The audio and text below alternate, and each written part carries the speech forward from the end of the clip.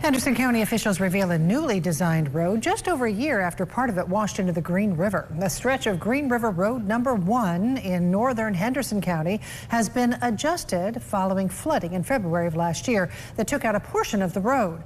Now, the county obtained land from the Department of Forestry, moving the road 65 feet further.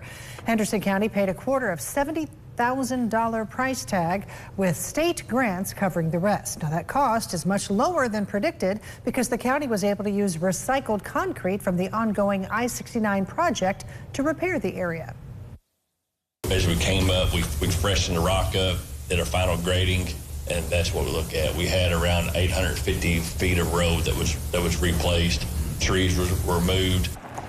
County officials say the new road held up very well after the flooding last month.